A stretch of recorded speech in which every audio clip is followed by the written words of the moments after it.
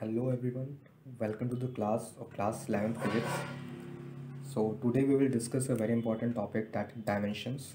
So let's see what is a dimension. So dimension is first a representation of a physical quantity in terms of the fundamental units with the power raised over them. Okay, so for example, if I say we have a quantity that is a speed, and we know that the speed can be represented in a very fundamental terms, that is distance upon time. Now after distance and time we cannot further write the speed in the terms of other fundamental quantities. Okay, now if you want to write a dimension, what you have to do, you have to take the symbol form of each these two quantities. That is, for distance we will use L, that is for the length. Okay, because distance, displacement, all these are measured in the form of length. Now for time we will also directly use, that is a capital T for the time, and both quantities, when we will use the symbol, we have to enclose it in the square bracket. So as a overall term, the dimension of speed can be represented in the form of LT minus 1. Okay, you can also write initially at n to the power 0, because there is no power of any m, not a term of any m, so that's why n to the power 0, l to the power 1, and t to the power minus 1. So that is the way of writing a dimension, and these are known as the dimensional formulas. Okay, now we'll see some more terms, like let us talk about the gravity. Okay, so gravity is also known as the acceleration due to gravity, or the acceleration of the earth, and it can be compared with a term that is a simple acceleration. Okay, so we know the acceleration is written as distance upon time into 1 upon time. So how this is coming? So this distance upon time is a speed, and this time if you write, then what it is the rate of change of speed with respect to time, which is also known as the acceleration. So I have just written this term in a form of simple basic units. Okay, now using using the first line, we will write it in the terms of dimension. So for distance we will use L, but keep checking that you should enclose in a square bracket, and then below there are two terms of T, that's why T and the other T. Okay, now if you combine it and write in the same square bracket, then it will convert to the m to the power 0, L to the power 1, and T to the power minus 2. So this is the dimension formula for the acceleration. Okay, so when you will be in more practice to write the dimension, then you can eliminate this m to the power 0. Okay, because the other terms that do not have any power, that means they are not present, and it's need not to write always them along with the other terms that actually exist. Okay, now we'll see some application of the dimensional analysis, that what is the application, what is the advantage of studying this topic. Okay, so let's see some applications.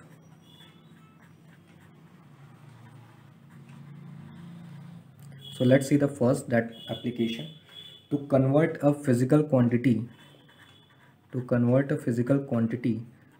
one form to other. Okay, so we know that how to convert a simple length in meters to centimeter, or you can call centimeter to meters. Okay, but if there is some complex type of unit, okay, or some complex type of physical quantity, like if I talk to you about one joule of energy, okay, then that time there is a little complex to convert it into the CGS system. Okay, So same way we can use the measurement method that we have already studied, that is Q is equal to N1 U1 equal to N2 U2. Okay, so N1 is the magnitude of the first quantity that is given to you. U1 is the SI unit of it, or it can be CGS also. Okay, that means one form you are taking. So equal to N2. So N2 is what? The magnitude of the converted unit, and U2 is again the dimension of the unit in which it is converted. Okay, so let's see a example first, that how we can actually perform the conversion.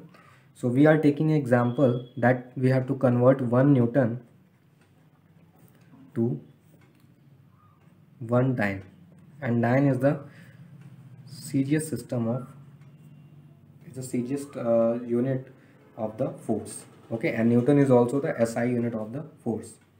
Okay, so let's write first the dimension. Okay, dimension of a force. So we know that both are the terms that are related with force.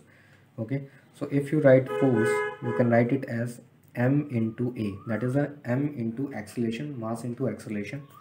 So we can write this mass as a capital M in the basic dimension. Okay, and for A we have just derived a term. Okay, so what we can write LT minus 2. Okay, so as a cumulative it can become as a MLT minus 2. Okay, so that is about the force. Now after we have written, now we will see how we can actually convert it using a dimensional formula. Okay, so we know that we are already given with the 1 Newton, so this 1 is our N1, and this Newton, okay, the Newton will be our U1. Okay, so let's see. Now we have to evaluate about N2, that what is the number of value that exists in 1 Newton. Okay, what is the magnitude that exists in 1 Newton in forms of dyne, that is the meaning. So we have, if you want to evaluate N2, then write it as N2 equal to N1 and U1 upon U2. Okay, now just put the values for each. So we know the value of N1 is 1, that is already given here. Now what is N1? N1 is the dimensional in case of Newton. So just write it as, and what we will write, we will also put the powers according to the dimensions. Okay, so we are writing in a combined form. So this is M1 upon M2, and we know the power is 1 here. Okay, again L2 upon, sorry, that is L1 upon L2, and the power is still 1, and again T1 upon T2 as the power minus 2. Okay, now what you have to do, you have to put each M1, L1 and T1 and the other terms in the form of meters and kilograms. Okay, whatever be the respective units. So we know that the M1, L1 and T1 are in Newton, and we know the SI units of each term in the SI terms. So that's why we will put M1 in terms of kg. Okay, and what about M2? That is, you have to convert it into the, that is U2, that is your grams. Okay, so let's put it gram, and again raised with the power 1. Now for L1 you know that in Newton it is in meters. Okay, and L2, that is CGS, will be in centimeters. Okay, now if we talk about the time, then time is already second in the SI and also in the CGS, so let it be same. Okay, now when you will convert it, what you have to do, you have to finally convert it into a dyne, that is the CGS. So convert all the terms that are in SI to the CGS term. Okay, so automatically what we will get 1000 grams upon grams. Then we will convert meter to centimeter, that is 100 centimeters upon centimeter. Okay, and then second is already converted, so we need not to do any conversion. Okay, now what we are getting the magnitude only, because the rest will cancel each other. Okay, so what you are getting 10 to the power 5. So that is the N2. Okay, but we have to find it in the terms of dyne. Okay, 1 dyne. So we know that 1 Newton, we got the value, okay, that was N1 and this was U1 is equal to, you got the values, that is N2, that is 10 to the power 5, okay, and just put this term that is tan here. Okay, so if I write it also along with the units, then you can write it as you can write it is in kg. Okay, it was in kg meters second square. Okay, that was about 1 Newton. Okay, I am writing in the terms of the units. Okay, and if you write this also, then this will become 10 to the power 5. And what about dynes? Let's write it, that is in grams, in centimeter and second square. Okay, so that is how you can perform a conversion between the two units. So let's see the second application of dimension analysis. So the second application is to check the dimensional correctness of a given physical relation, and this is also known as the principle of homogeneity of dimension. So using the dimension method, we can also check that whether the given relation is correct or not. So let's take example of a time period of a pendulum. So for time period, there is a relation that is given by t equal to 2 pi L upon g. That is a length upon gravity. Okay, that is the acceleration of gravity. So now let's check that whether the relation is correct or not. Before you know the formula, okay, but if you don't know the formula, then let's see how we can check it. So first take the left hand side of the relation, and we know there is only time. So for time we have a dimension that is capital T, and again keep it in the close bracket. Okay, now if the LHS is only time, then according to the correct dimension, or you can say the principle of homogeneity, the right hand side should also have a same dimension. So now let's evaluate the dimension on the right hand side. So on right hand side we find 2 pi. So always remember, if there is a constant value, then it is always of no dimension, that is dimensionless. Okay, so any constant value have a no dimensional value or a dimensionless. Okay, so for 2 pi it do not have any dimension. Now let's see about the L. So keep the first the under root, and then for length we can write that is L in a bracket. Now in denominator there is a term that is acceleration due to gravity. So just keep it LT minus 2. We have already evaluated this, that how to get this value for the G. Now just shift the terms in a simplistic way. So now this here what appears that L and L are common in both the terms. So what we can do, we can cancel out them, and now what is the term we are left with? This t to the power minus 2 will go in numerator as t to the power 2, and it will become just t. So now if you compare this RHS with the LHS, then what we find that our LHS is equal to RHS. So thus, using this dimension method, we can say our relation is totally correct. Okay. Similarly, take one more example, that what if we want to find the dimensional correctness of kinetic energy is equal to half mv/q. Okay, now here I have taken a formula that we know that we have a relation of half mv square, but still we are taking a wrong relation. To just see that how dimensional correctness method help us to check it out. Okay, so in the left side there is a kinetic energy, and this kinetic energy can be represented as a form of energy. Okay, it can be represented as a form of energy, or it is also equivalent to a work. Okay, and we know for the work that it is a product of force and the displacement. Okay, so let's write the first relation for the kinetic energy, that is on the left hand side. So for this kinetic energy, okay, going with this relation, we can write it in the form of force and displacement. So for force, we know the dimension, that is m l t minus 2. Okay, and then there is a displacement, so we can keep it here as a capital L. Now combining both the terms in a single bracket, we can write m L square t minus 2. So that is the relation for the kinetic energy. Now let's see what is happening on the right hand side. So on right hand side, first check it out. We have a first value, that is 1 by 2. That is a constant numeric value, and thus it will have no dimension, or you can call no dimensionless. Okay. Now there is a term that is a mass. So for mass, we can write capital M as a dimension. Okay.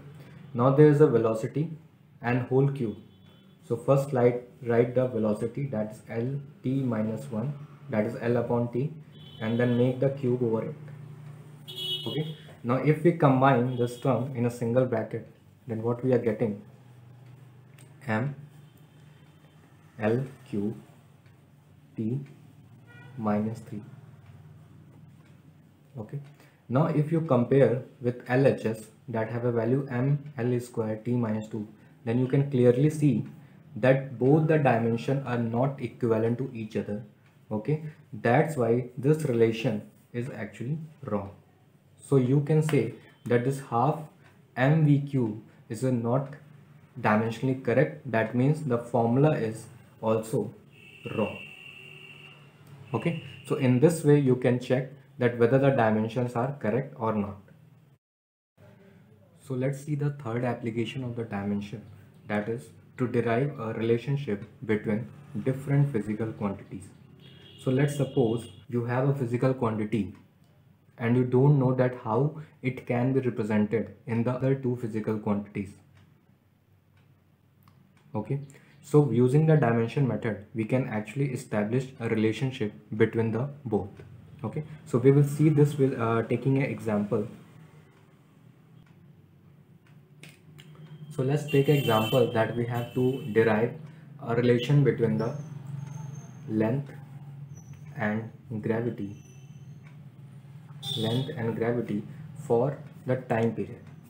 Okay, we are talking about the time period that we have just discussed in the last example, but let's suppose we don't know the relation, then we will see that how we can actually derive the relation between the time period of a pendulum, the length of the pendulum, okay, and the gravity, that is the acceleration due to gravity. So first what we will do, you know that time is depending on the length and also depending on the gravity. Okay, so along with that, now you don't know about the power also, so you will keep as a small a, that is a variable, and a b as a power over them, because we have to also check that whether they are related with some power or not. Okay, so now what you will do, you will combine this relation and we can write it as t is proportional to L to the power a g to the power b. And always remember that whenever the dependency is removed, or you can say the proportionality is removed, there comes a equivalent sign along with any constant. Okay, so when we will remove this, what we will get time period is equal to, there is a constant c with L to the power a and g to the power b. Okay, now what it that c, so if you remember the last page that we had a 2 pi. Okay, so in any given formula there can be a kind of constant value or a numeric value, so that we are representing it with the capital C. Okay, because we also don't know about the capital C, that is also hidden part. Okay, so now what we will do, we will again evaluate the dimension for each side and we will try to compare that according to the homogeneity the dimension should be equivalent to each other. Okay, so let's say the right hand side, we know there is only a time period, so for time period we can write a dimension, that is capital T. Okay, now according to the second principle, that is homogeneity, on right hand side also we should have a same dimension. So now let's write the dimension for this, that is on the right hand side. So on right hand side again there is a c, and c is a constant value, thus it do not have any dimension. Again let's see the L, that is the length. So for length we can write capital L, and over it we will put the exponent, or you can say the power a. Now for G, what we can write? For G we can write L t minus 2 and put the b over it. Okay, now what you will do, you will combine the both in a single bracket, but keep attentive about the powers, because you know that the powers are different. Okay, so see what I am writing. I am writing L to the power a, then L to the power b for this, and t to the power minus 2b. Okay, now if you see that it has the same base, that is L to the power a, L to the power b, so we can actually combine them, and we can write overall as a L to the power a plus b and t to the power minus 2b. Okay, so that is the combination form and our RHS value. Now according to homogeneity, the LHS should be equal to RHS. So now what we will do, we will take each dimension and compare with the other side of the dimension. But if there is no such dimension found on the other side, then we will take the power as a zero value. Okay, so now first compare the time. Okay, so if you compare the time, okay, I'm writing here we are comparing the time, then what you are getting, the power of the t on left hand side is 1, and that must be equal to the other side. Okay, that is equal to minus 2b. So now from here we can say that b is having a value that is minus 1 by 2. Okay, we can easily evaluate it. Now we will take the length and let's write the power of the length. So on the left hand side, if you check out, then there is no term of the length. That's why we can take on left hand side the exponent to be 0, and then it is equal to the, that is the power of t we have. Okay, not t, yeah, that is about length. So we have taken that is a plus b. Okay, so we have already value of b, so just put it here, and what you will get, a minus 1 by 2. So our a will be equal to 1 by 2. So now we have got the value of a and b. Just put it here, just put it in the our relation that we have just established initially. We can call it the first equation. So just put the exponents in the first. So we will get t equal to c L to the power half, because a is taken over the a is taken, and over g we are taking b, so just put b is minus half. So if I write in a systematic way, then it is c, this half will become under root, and it is also under root but with minus sign. That means we can write it as 1 upon g. Okay, and the overall under root over them, that is L by g under root. So now this is the relation for the time period, if you see, and if you remember the formula, that you have got a right value. Okay, you have got the right relation between the time, length and the gravity. Okay, now one thing is unknown, that is c. So that is one kind of limitation that we will see, that what are the limitation, but here you can still check that we cannot find out the value of c. So that is one limitation for the dimension method. Now let's see some limitations, that what are the limitation, or what are the negative points about this dimension methods. Okay, so the first point is, let's see the limitations.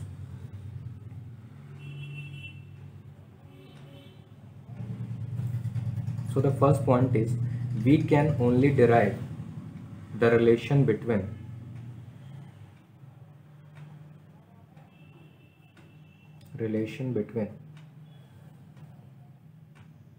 not more than 3 quantities. Okay, so that means like we have just derived in the above example, so there is a limitation that we can only relate not more than 3, that is only up to the 3 quantities. Why? Because we know that we have a unknown like a, b. So if we are taking more quantities more than 3, then the unknown will be more higher, that is a plus b plus c plus d. Okay, so we cannot actually solve for every kind of exponent. Okay, not more than 3 you can solve by substitution. So that is a problem in this method. Okay, now let's see the second. So for second, as we have derived just the above, you can see that the constant value cannot be evaluated. Okay, so constant value cannot be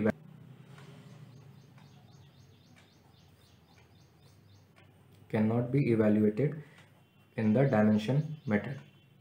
Now let's see the third. The third is that it do not tells that whether the quantity is scalar or vector. Okay, so when we will study vector, we will see that how we can write two quantities in scalar form and vector form. So it do not give any relation or any definition about the scalar or vector. Okay, now let's see the other one. So again, it is not able to derive formula that is containing trigonometric, logarithmic or exponential. Okay, that means we can only derive a relation between the quantities, but you cannot evaluate that if there is kind of trigonometric function, logarithmic function or exponential function. Similarly, like here, like we don't know that whether the c is trigonometric or logarithmic. Okay, and either if the under root L by G, if it is was inside the trigonometric function, like we can write if it was inside the under root, that this under root L by G, if it was inside the sign, that we are still not able to. Okay, so whether the quantity is either inside the logarithmic or trigonometric point, again a limitation for our dimensional formula. Now let's see the fifth limitation. So what is the fifth limitation? Let us write a equation that is s equal to ut plus half at square.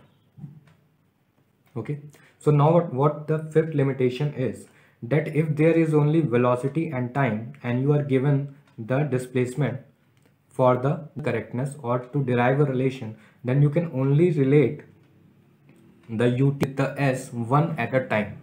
Okay, but you know there is also expression that is a and t, between a and t with the s, that is displacement. So once at a time you can only either derive s equal to ut, okay, or s equal to half at square. Okay, but if we have a formula that is already with the plus sign, so we cannot evaluate using a dimension method that whether they can be written in the plus sign or the minus sign. So that is always a hidden part of our equation. Okay, so either you can derive once, that is s equal to ut at one time, or s equal to half at square at the second time, but you cannot combine them using the dimension formula. So these are the important 5 limitations of our dimension method. So hope you enjoy the lecture. Thank you so much.